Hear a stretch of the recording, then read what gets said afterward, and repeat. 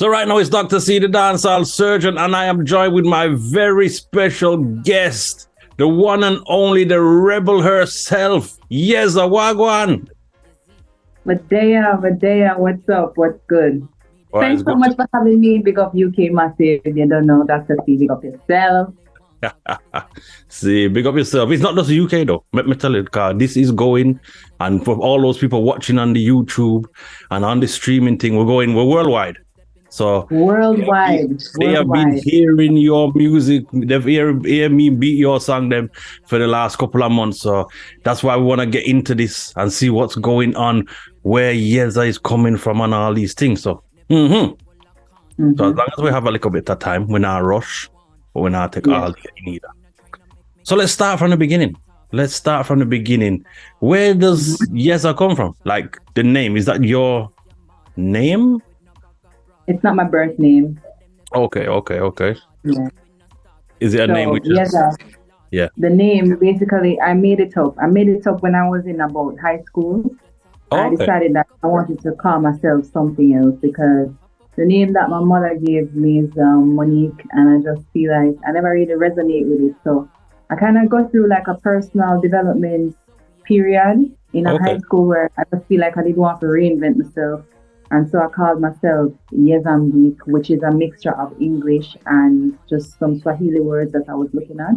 Oh, okay. So it doesn't really have any direct translation, but I think it personally means like strength, power, and resilience. See. Yeah, it's a nice sounding name. And it's like you say, if it's money, it probably has a different feel. Maybe people would think you're a slightly different artist with a different name like that still. So Yeza, it does sound very spiritual. Yeah. It sounds spiritual to you? Yeah, it kind of sounds spiritual. And people, let me tell you, so if you've seen me stream them, you've seen, I think 1 or 2 times, I wasn't sure if it was Yeza or Yeza. So me did say Yeza, and then she DM'd me and said, Dr. C, big up, thanks for playing the song them, but get the name right. So I love that still. I love that because that's how, most artists would have probably either disrespect you or something, but I love the fact that you just reached out to me. Why? I don't see any reasons for that. No. So it go. So you call yourself the rebel. Is that right? Is that have you always been a rebel? I think so because I was always different in my own right and just kind of felt like walking to the beat of my own drum. That has been me for the longest time. So I would say people call it rebel because maybe I'm not doing what everybody else I try to do, and maybe I have a different way of thinking. Okay. So growing up now, so did you grow up within music? Is music or something that you was always around? Have you got family within the music or something, or is it just something that you naturally being in Jamaica growing up, you have access to music all the time? No, none of that. So I think growing up, I was not necessarily exposed to music at all. In terms of anybody in my family. I think for me, what it was is just listening to stuff that my parents was listening to. So my dad was always playing Tiffany Disco CDs and then dancehall CD that from back in at the time. My mom used to always play like R&B, hip hop, Sean Paul. And then even my stepmom, she was a big music fan. She collected albums from Destiny's Child, just Tony Braxton and all of those big singers, Celine Dion, and she would play them over and over again. So I just heard those. So you get the two sides, then you get the R&B side from your stepmom and all these. Then you get the reggae side from your father and all these things. Okay. Which is good. It's a good mixture. And I think that's where we can hear some of the mixture come out in some of the music which we put out at the moment. You think so? Yeah, I think I was gonna get into this later on. So let me get to that later on. Your style, I find your style is very unique. Because and it's good when you don't just fit into one category. You know what I mean? It's like, is Yeza a singer, DJ? Because you mash up some rhythm seriously. Like somebody, like you'll be singing and then the next thing you just go in at the DJ part. So I like it like that. That shows versatility. Thank you. Definitely very versatile artist, you know what I mean? So I think people have heard that 2-3 sides and that versatility. Is that something you like doing as well, or is it just come naturally to how you kind of have built yourself as an artist? That's a good question. It's a very good question. I think I ask stupid questions still, you know, but I ask things for me you want to find out. So I think for me, I never really give it much thought until recently.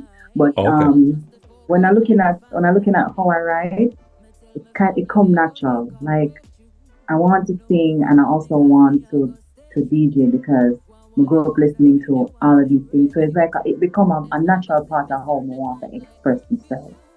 You know, and then nowadays what I'm trying to do is like look at this and say, okay, how can I refine it? And then so I look at people who maybe similar to me, like Lauren Hill. She was I would say she good at the lyrics and the rapping, but she's also a singer.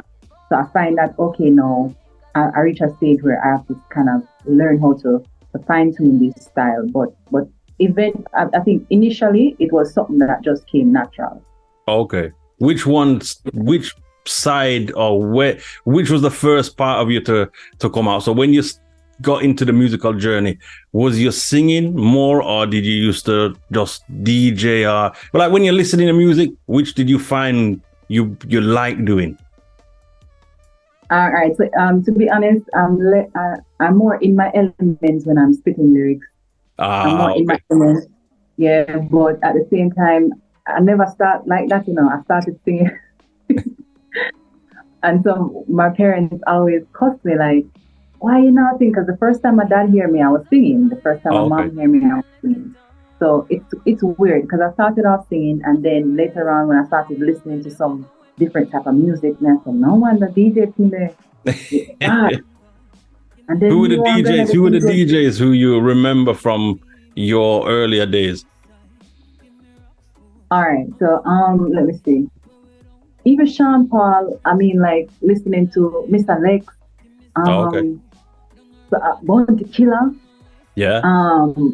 Yeah, and my uncle is a big fan of Bounty Killer too, so he used to always sing all of the songs when we were smaller. I'm gonna say, even Merciless them when them do clash on them something, it's like you want sound tough. I want sound hard. see. Rebel come out there, sir. Yes, I see where but that's great. I love that fact that you enjoyed both sides of the music when it comes to singers and DJs, and like I say, it's brought you through this journey. So where did the journey start? When's the first time you began to sing or DJ for people? So otherwise from in your house, when's the first time the public heard Yeza? The public. All right. The public heard me first. Graduation settings in our school. Okay. So drop a year. I'm not gonna say directly the year, cause you know I give her age and these things. So I'm not gonna ask a lady her age, but you know, drop a ballpark year. All right. So let me see. In a high school, I did my graduation ceremony, and I would share again. I graduate in a 2000 and was it 10? I think. 2010. Okay. Yeah. So them time there was like, what I said, Cartel hot, Movada hot. Them time there. Yeah. So, what happened now is, at that time they asked me to do the song, and me was very shy, very very shy. So I ran away from it, but all of them picked me. There was even another girl, and they never want the other girl do it. Them want me do it. Mind you, I wasn't the best thing I know. But at the same time, I did have like a likability. People gravitate to the energy in a certain way because I don't know why, but that was the case. And then they prefer me to do the song. So I finally said yes, and I did it. So it was me and another girl. We did like a duet at Melgrove High School graduation ceremony. So they always, from ever since in school, they draw me out to sing all the time. Whenever the situation come about. Okay. So it's like 2010 was the first time people heard you in the public. So before that, then was it just around your friends and family they heard you? That's why eventually they just said, you know what, you need to deal with the thing. Yeah, exactly. Okay. So after that, no, I started to do like I went to college, I went to university, and they would hear me in some classes, and then they would invite me to come at some of the different like jam sessions and so on. Okay. And so I kind of started to step out of my shell in those times. See. How did you feel that very first time going on stage and performing as that, even as the duet? How did you feel? Do you remember the feeling? Yeah, well, I was very nervous because Okay. I was a child. I would have said I was very shy and then really young. It was my first experience, and the auditorium did full. Parents, everybody, foreigners, everybody. You know, like no performance. Someone do know, not even full like home graduation ceremony. Wow. Okay. So, and my school has the biggest auditorium I think in Kingston, Marlborough High School. Okay. Yes. So I tell you, like I was extremely nervous, but I think it did go good. Okay, well, it's obviously pushed you on. It's helped you to reach where you are now. It's a start, isn't it? So everybody needs that starting place. So that was your start back then. So then how did you actually I want to say, what did you study in university and college? Okay, I did a history major and then I did a criminology minor. Wow. So the was to become a lawyer after I finished, but I changed my mind. So, music took control. So was that right? Was that where music kind of intervened in that journey to becoming a lawyer? And you say, well, you know what, Yeah, I had like a moment where I did have to make a decision. It was one of the toughest periods of my life, I would say, because I really had to, after I finished my first degree, I just kind of stayed in my room and I had to do like a lot of serious thinking about what I wanted to do with my life because I only have one shot, Yeah. And so when we think about it, and I spend like probably months, maybe the whole summer that year, and I just think and I just max it out. And then if I subtract all of the things, them love this and that, I was fine. But if I did subtract music, it made me feel the most depressed. Oh, okay. So that's when I realized that I had to choose what was going to make me feel the best about like living this life. Fair enough. Did you get the parent speech? Did you was like, what? You have to turn liar, you can't, music, nah. Did you get that whole speech? Yeah, not for that. Yeah, not for that. So not even just the parents, the grandparents. Oh, okay. So, grandma from Paris can't turn and call mother. Yeah. What pick me I do with our life and oh gosh. Where your grandparents live? Where your grandmother lives? Which country? She's in the USA. In US. Okay. Mm-hmm. So she never fly down. She never threatened to fly down and. No, she threatened me through my mother. So she called my mother and asked her what I pick me I do. So she never talked to me directly. And then my mother called me, with the aggression. Oh. And why? Just to talk to my mama, and she said she don't understand. We are do, and like you got college, see where you can't get no work, and yeah. Wow. And how do they feel now? Their mind changed, man. Their mind changed. So like, even though my mother's friends, they're always seeing me on some sort of network, some sort of interview, this and that, and then they're always calling her and showing her pictures and saying, "Boy, I'm on TVJ or something." So nowadays, she gets so much of that now. She just always say, "Oh yes, wow, you look so nice. Wow, this is so great." And I'm not hear the complaining again. You're not hearing. That's good. So, sorry. So from that journey, then, when you made that decision to to pursue the musical career? What was that? Just like 2000, just after 2010? No, you said it was graduation. So we're looking at what? 2013, 14, 15? Well, my 2017 was the first single. Okay. But I think I made up my mind before that, which was probably like 2016, 16. Okay, so there was a long time between you making the choice and then actually putting out some music and getting into the recording studio.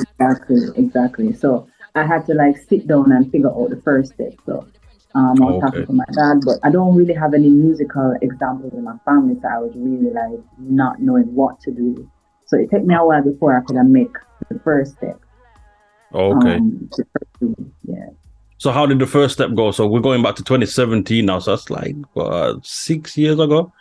The first single, Everything is Irie. Is that right? Yeah.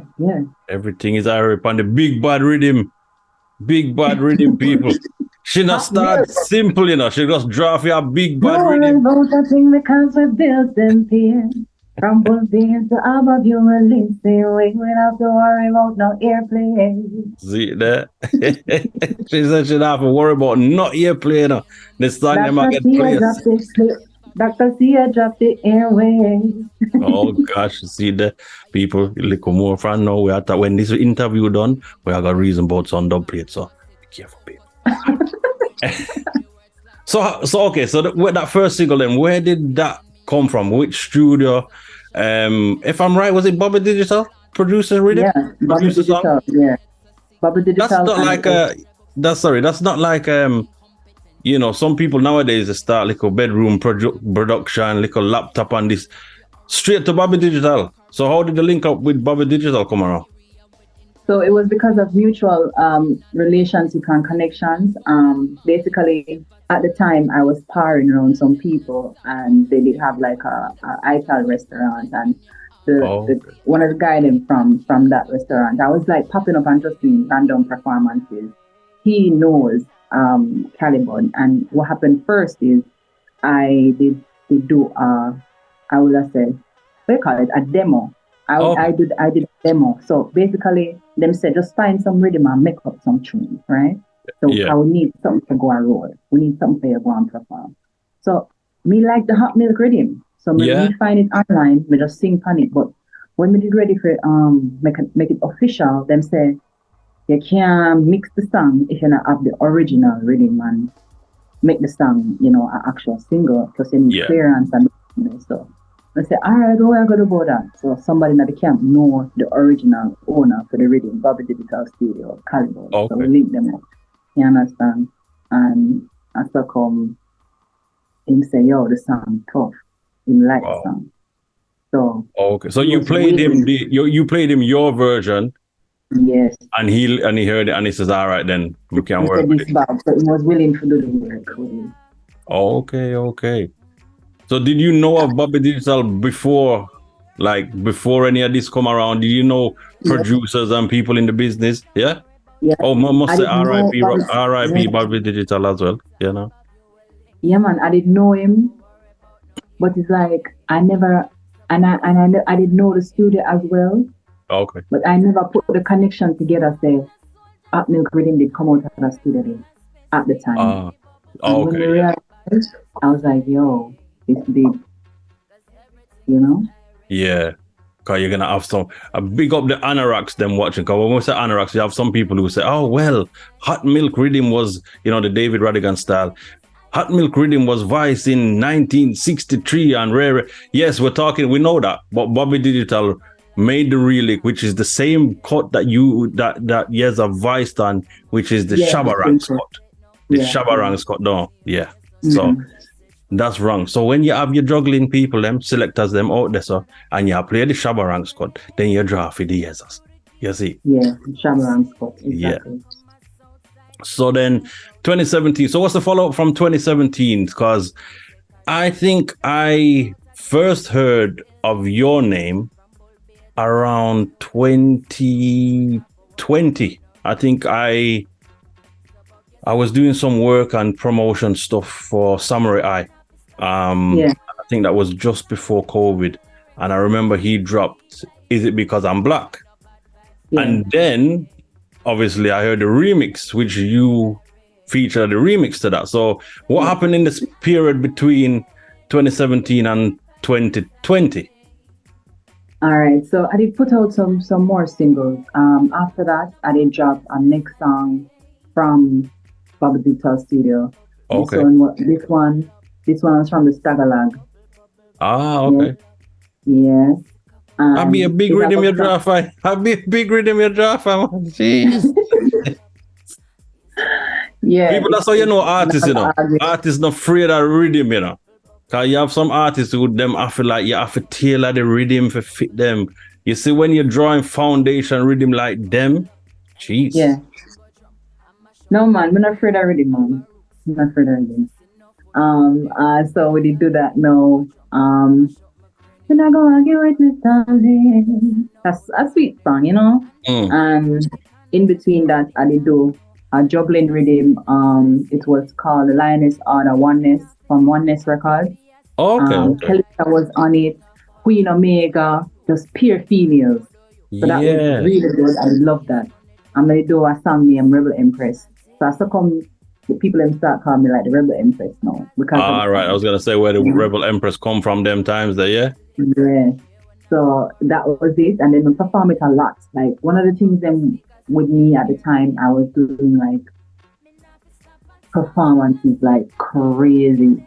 Like so where was you performing? All over Kingston, everywhere. Everywhere. Every week I'm performing somewhere. So like I did performances of Skyline. I was on one show with Dre Island and Chronics up there. I think I was the only female on that show. Wow. And I think that was in 2018. Yeah. And then after that I was doing St. Mary me come from. Okay. And yeah, we do some big things too. And so when you're doing those shows now, you're doing those shows with your like a handful of song or your freestyle, you got other material which is not released, what you're performing with unreleased material, and probably did have like one or two were released. So one of the biggest things then what made it realize was a lot of people asking for the music, and the music never really, because they hear it on a show and the band slap it, you know. Yeah. And they can't get the song. So that was one of the biggest things for me in terms of making it right.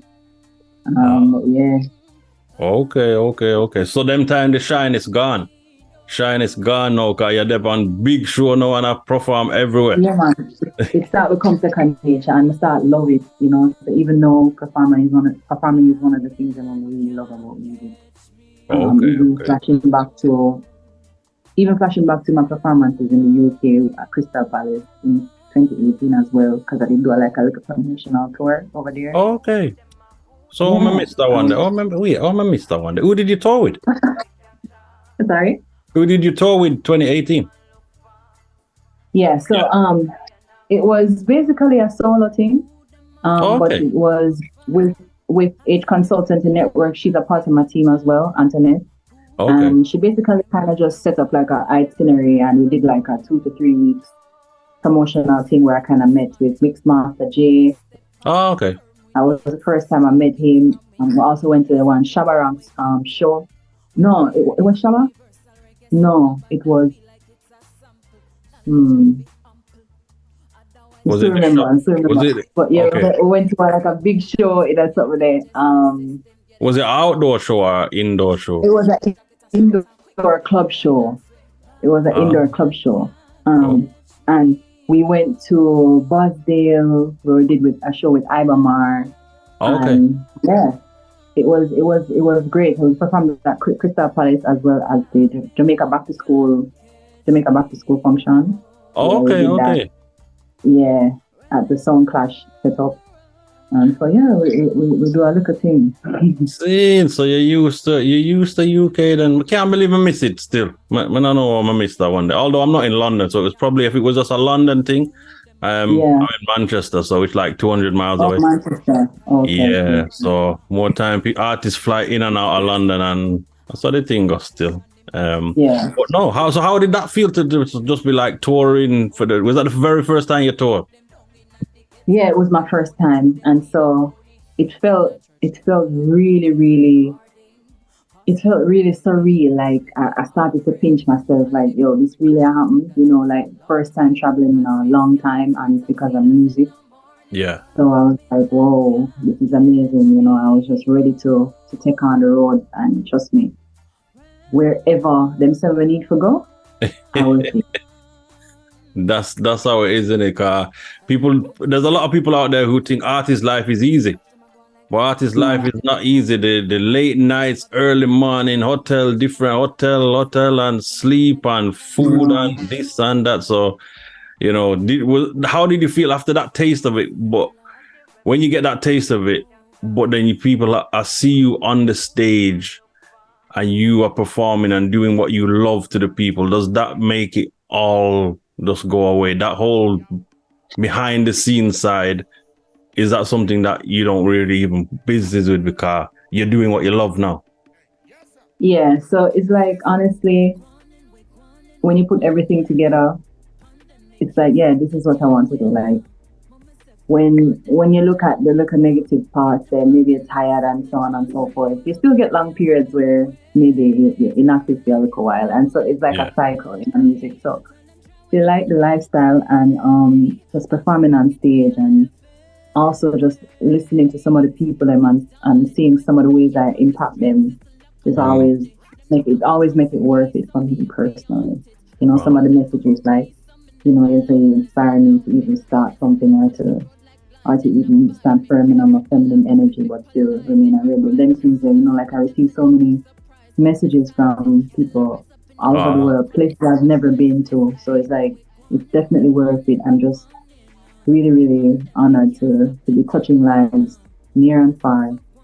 So was it only UK that you did there, or did you do any other countries at the time? No, I never do any other country. But yeah, I think I was supposed to do Africa.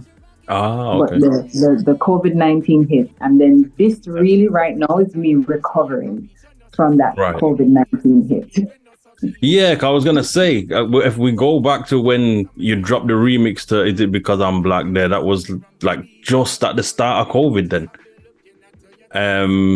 So how did you manage during COVID? Because obviously you're ready to put in this work. Did everything just get paused, or was you still, who was you working with at the time? Obviously that was with Rory and the Black Dub. What happened then? Explain how COVID affected you and your journey. Yeah, definitely. So COVID kind of came in and it just rewrote everything, because we had plans and it never worked out. I had plans to travel at the time. I was supposed to do a carnival in Nigeria, Ghana. And I was supposed to be performing there. After that, we had to rewrote and said, okay, my team and I would say, okay, what we're going to do right now. And we decided to put out a few singles. And luckily, one of those singles was a collaboration with Sizzla Kalonji, produced by Yo Kristan, who is now working on Buju Banton thing. So big up Kristan. Big up Kalonji. Yeah. So that is that Glory. That's like Glory. So when that's coming out of middle of the pandemic or just coming out of the pandemic, was it like 2021? Yeah, 2021 thereabouts. So I think I dropped the original. Yeah. And then the remix now, Sizzla came on it. So it was like a little bit, it's still pandemic, but coming out a little bit from the pandemic. Okay. But it was born from then, because I think I dropped his name on the original track, and that's how that happened. Yeah, I was gonna say, so you just dropped Sizzla name. So then when he heard his name, was it something, did you have to reach out, or your team reach out, or did he reach out to you and say, let's drop a remix? How did that go? So how it happened was, a member of my team, Xavier, he knows Sizzla. And so he was playing the song while he was around him, and I say, yo, that line says she drop in him that the song, and I say, me that actually sound tough. Yeah. So then I came down there, I met him, and he say, yo, the song bad. And then he was in the studio voicing a verse already, So And then he said to me, say, yo, forward in the studio so you can't hear me, and vice versa. You know what I mean? So that was history then. And then it's like, it gel so well with the instrumental that was used. It's like, it was just crazy. And the videos out there for that and everything. So people make sure to go check out the video. Yeah, we'll get to all the socials later on as well, but make sure you go check out the video. That is Glory, the remix featuring Sizzla Kalonji. Is that your first collaboration? First collaboration? No. Okay. Before that, we skip out nothing to come before that. What? We did do a collaboration with Turbulence. Okay. Turbulence and Black Hero in a song called Rebel Code. Okay. Yeah. Okay. Yeah. So, and that when was that then? Before COVID? It was after. I think it was it after COVID? Or before? I have to check. I have to double check. But yeah, that song, it was really cool because it was with Monkey Mark, and then what happened was it actually made it to BT countdown. So okay, it was really cool. Yeah. See me so enough little bits and piece then. I mean, we just jump to COVID and things.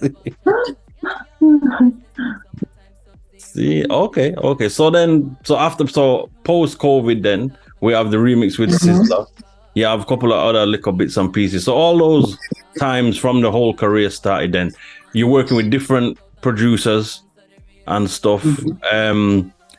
How did you find out working with different producers? And obviously, is it harder working with different producers, or is it just give you a different experience? I wouldn't say harder. I would say it gives you a different experience because they're different in their own right, and then the outcome, meaning what you're going to end up with in the end, is going to also be different.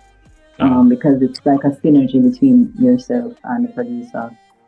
So I would have said I liked it because it helped me to understand what kind of sound I really want. Like maybe if I never work with so much producer, I wouldn't really understand where I want to go with my sound. Okay. Because I was able to experiment with some of them and find out, did I like this better, and stuff like that. Fair enough. So talking about working with different producers, so then the link up with Rory, because obviously the last couple of songs now have been with Rory, Black Dog. Where did that link up come out? How did you manage to do the remix to Is It Because I'm Black then? Where did that relationship link up come from? All right, so meeting Rory now happened because I was doing one of my many performances at the time. Okay. So we do road every night at one point. See. And he was there at Stone's Throw at one of my performances, and I think it was Pantan who was keeping the show, and then Pantan know Rory very well, so I think Pantan came to me after Travis, which is my manager from the time next to know. Big up Travis, and he said to him, yo, who's the artist who did go on so on. So we need her number because she bad and TNT. So yeah. That's how it happened. And then when we call him now, because we did get the number, him asked for coming to the studio like the next day, and we very, very excited. So we got to the studio at the same time when him asked us, and then he was like, "Yo, I want to do some work." So, yeah, that's what happened. Okay. So then that song dropped. Yeah. A big song, because obviously there's a lot of people who don't realize Rory produces a lot of music. You know what I mean? So everyone knows Rory, the selector, the famous voice, and all these things. Like the man who you're sparring with, Swiss Beats, and all these things in that video. But obviously the production side of the thing, how do you find like his work ethic and stuff, because obviously last couple of songs now, and there is some seems to be some hidden work. I'm gonna tell you, that's why we're reasoning, because we want to see where this journey is going. Now you and Black Dog Productions link up. Yeah.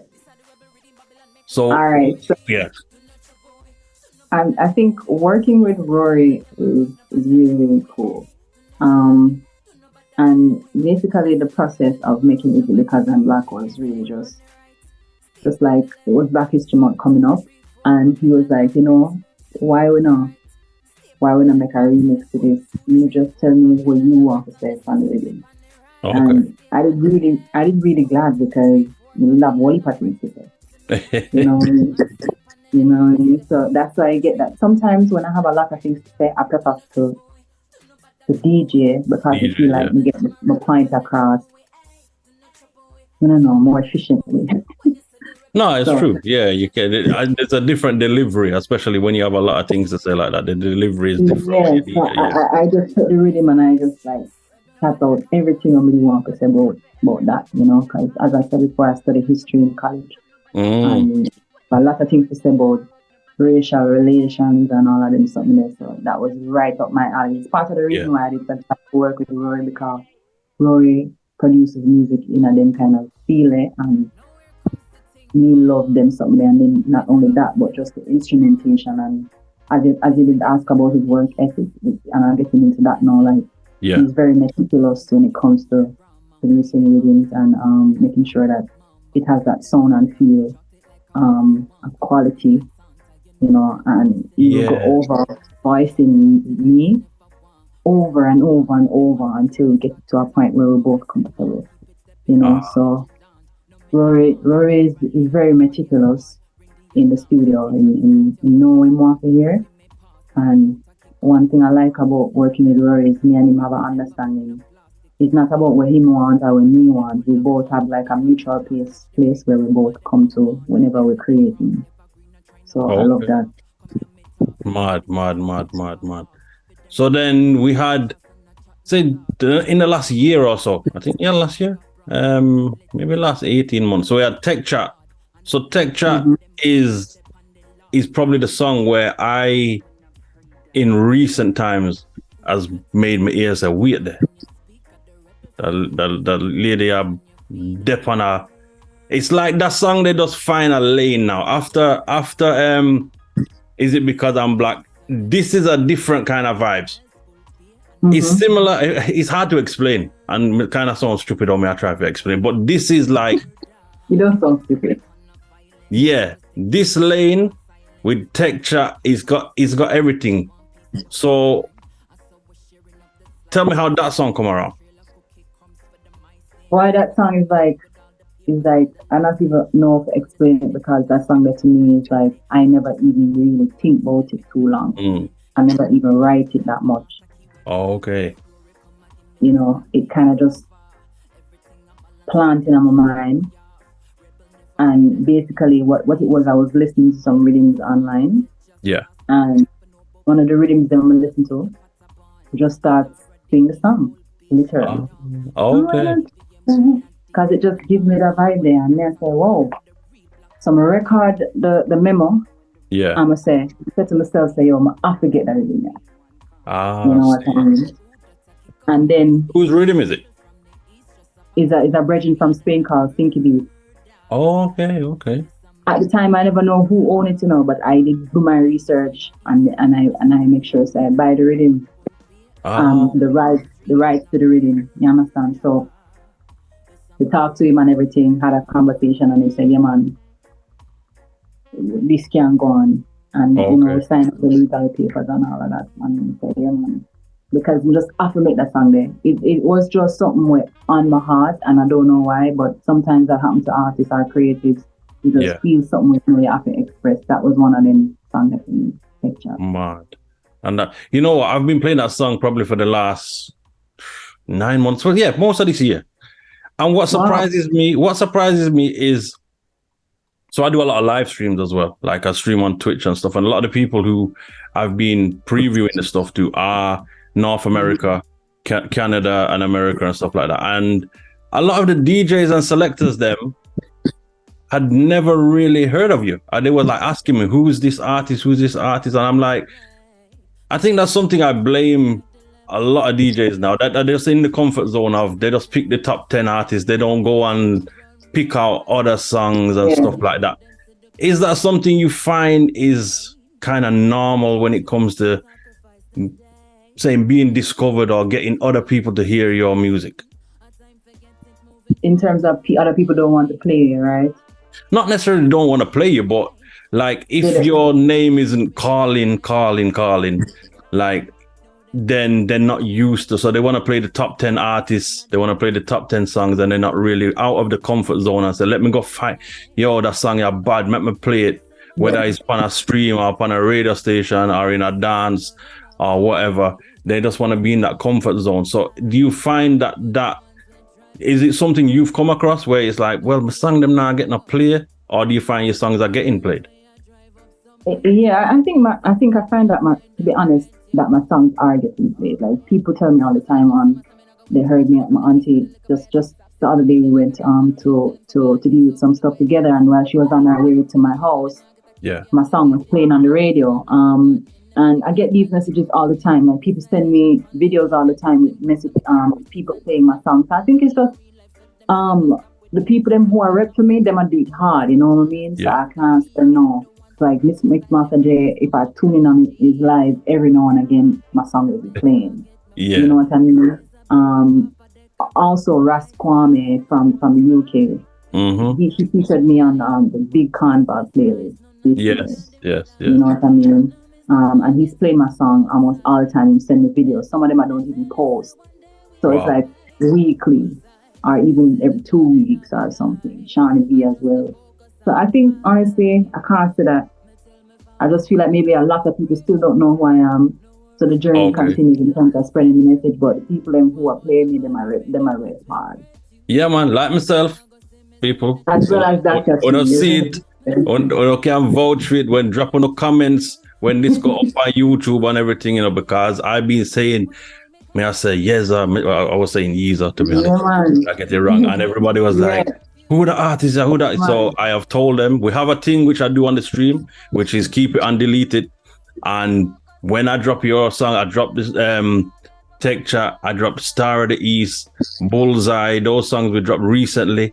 And people are voting and they're like, basically, should I keep it in my laptop or should I delete it? Right now, everything when I play from Yeza, keep. And I think it's a combination. The lyrics, them, you are a bad lyricist. Like I said, you can sing, you DJ, the quality of the production, them as well. And you're putting out positive music. You know what I mean? So we have to big you up for that positive message. Thank you. You know, like I don't see I don't see it happening any other way. See. So I would say now, let's talk about forthcoming work, because we have a couple of songs. It would be rude of me to not ask if there is an album dropping soon, because like Aurora hide the thing them, so so how much what's the plan and what have you got tucked away under the sleeves? Yeah, man, the album is coming for sure, and I feel like I'm gonna be very, very excited to wake up to the release day and to have this being shared with the world, because it was a long time in the making. It's been a long time in the making, and I would say I'm proud of every single track, and I can't wait till people can listen to the whole body to hear like the story of me and to get that element of me and Rory as well, and as well as all of the talented instrumentalists who work on the album. So first in peace to Gizmo, guitarist, he passed away, after the album. So first in peace Gizmo, So is it done? Completely done now? Finished, ready to put out? Do we have a name? Do we have a release date? So basically, all those are to be confirmed. So You don't know you in a special contact for I know that still. I know the name them not fully fix up because I'm sure Star of the East wasn't called Star of the East originally. Uh-huh. Yeah. So, yeah. So, Rory, let's say you call it thing. I know that's Rory, you know. You know the thing, music is music. Yeah. We've been around a long enough time, and that's why I said let me reach out to you and let's reason about what's going on and get the people ready. You know what I mean? Because we recently reached out to Alicia Scott, and obviously Rory and her have dropped the album, which she just put out recently.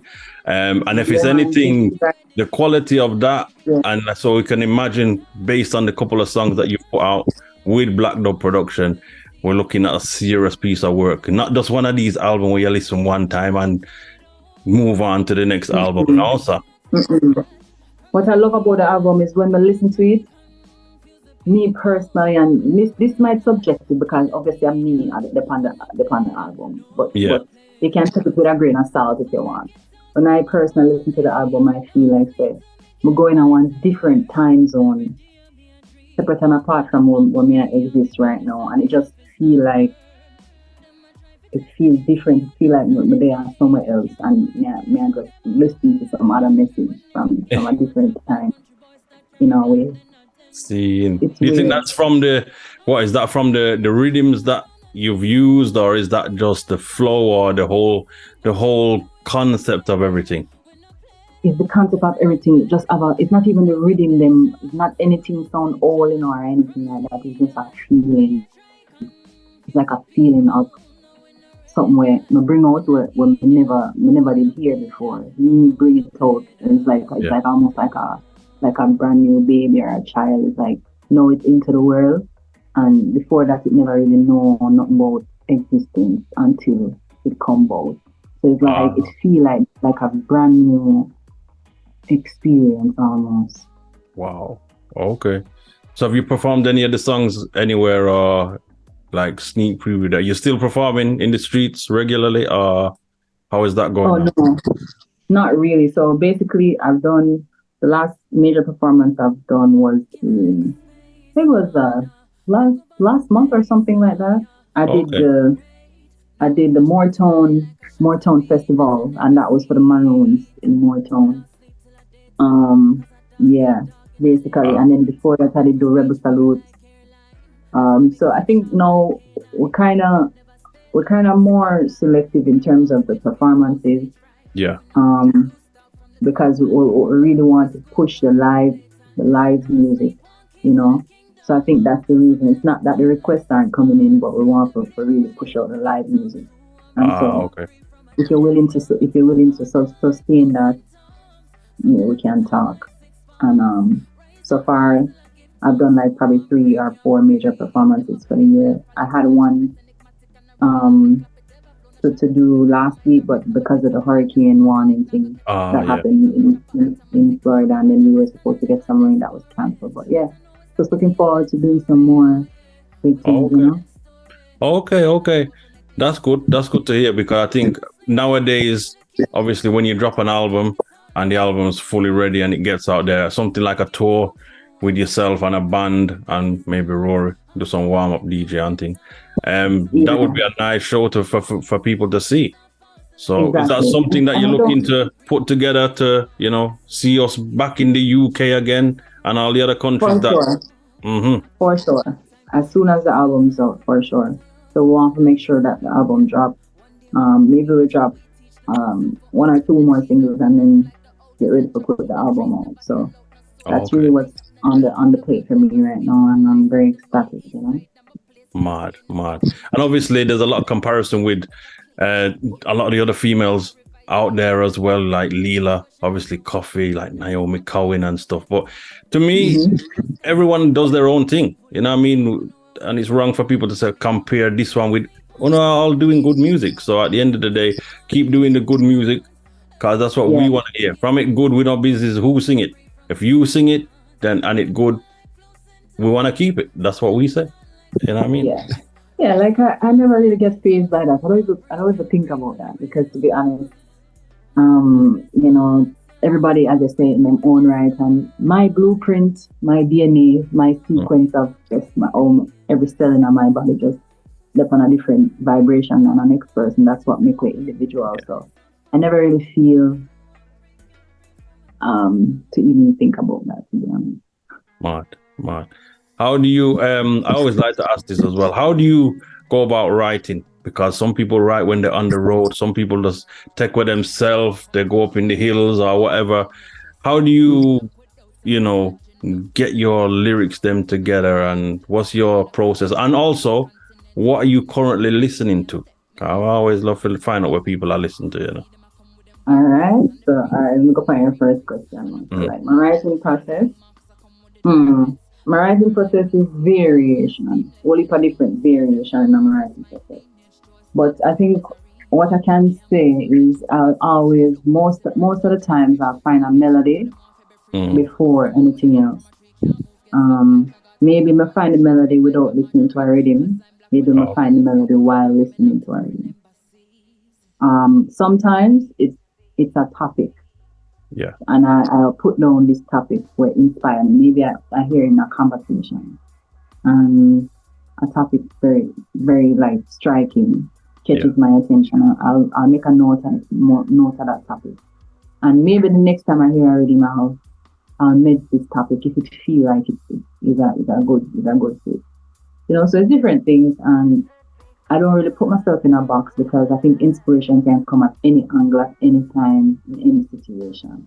Okay. So yeah, so sometimes I just I listen to the rhythm, or I'll just reflect on certain thoughts, and melodies come, lyrics come, and then like sometimes I don't write immediately.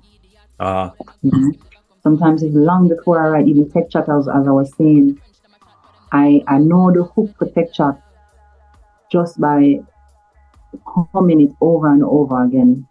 So the only thing I wrote for tech chat was maybe the second or the third verse. Everything else was just me singing. Okay. Wow. Yeah. That's mad. And then, so what else you listening to now? What, like, artists and stuff you listen to? What kind of music you listening to? All right, listening to right now, I was just listening to some Burning Spear. I was just listening to Chronics. Okay. Also, I was listening to Alicia's album, by the way. Oh, okay. Alicia, yeah. And then, let me see, who else I was listening to? I was listening to some old stuff.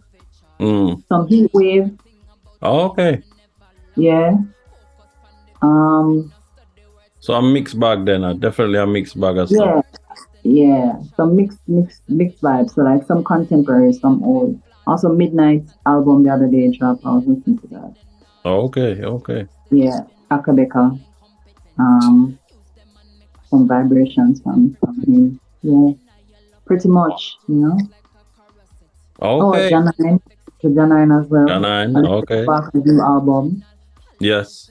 Man. Okay, that's good to know. So people, we are kind of running out of time because the Zoom business there. But before we move on to anything else, we have to find out where can the people follow you, because nowadays everything's social media, So I don't know if you're on the TikTok. I know you're on the Instagram. The TikTok is the new thing where everybody is on. So tell the people where they can find you, how they can keep up with their day-to-day runnings and everything. Yeah, so you can follow me at Yeza, and that's Yeza Music on Instagram, on TikTok, on Facebook.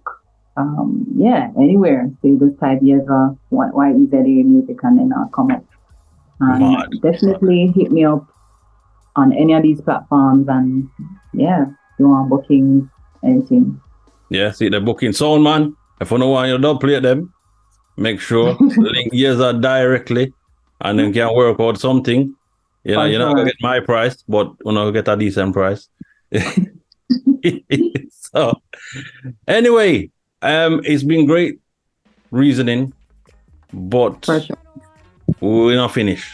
we not finish. Cause we not say freestyle, cause nothing is free, but we say blessings. So I'm gonna leave it to you, whatever you wanna freestyle for us, just give the people them a little snippet.